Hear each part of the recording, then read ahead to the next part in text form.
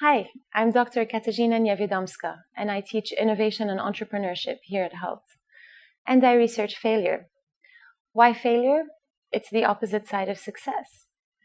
You see, I started out my career as an MIT engineer, and as I transitioned through engineering to science, coaching, teaching, and consulting, I noticed a common pattern of failure that people typically felt and experienced.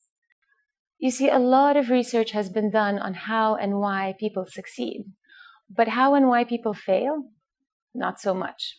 So my research is about examining the critical failure points at which people fall into and putting them into a model, understanding the key emotions and behaviors that drive those failures, and then answering the all-important question of how can we avoid them. When we talk about failure in the entrepreneurial space, we typically think of the external factors like product or financing failures.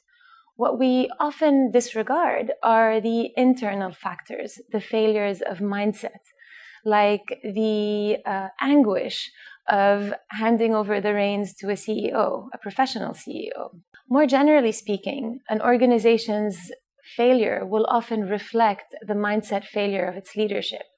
So understanding how we are likely to fail can foreshadow how our organization is likely to falter.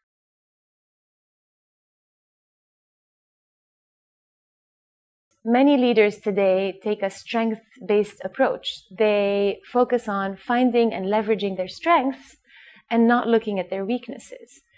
This is great, but it's also limited because they're ignoring their blind spots.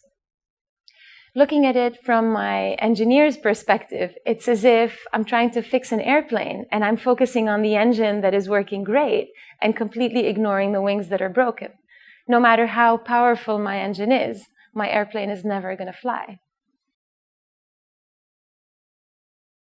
The failure model helps us to have a clear and digestible diagnosis of how we fail. And then it gives us a clear understanding of why that's happening. So an example would be an aversion to risk could be leading to our failure to exit. And then finally, it gives us the pathway to overcoming these failures.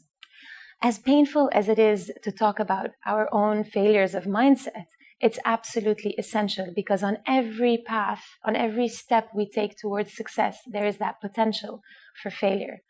So what do you do about it? 1, become aware of your critical failure points so that you stop making the same mistakes over and over. 2, understand what is driving those failures. And then 3, take the action that you need in order to build that support structure around you and help you through it.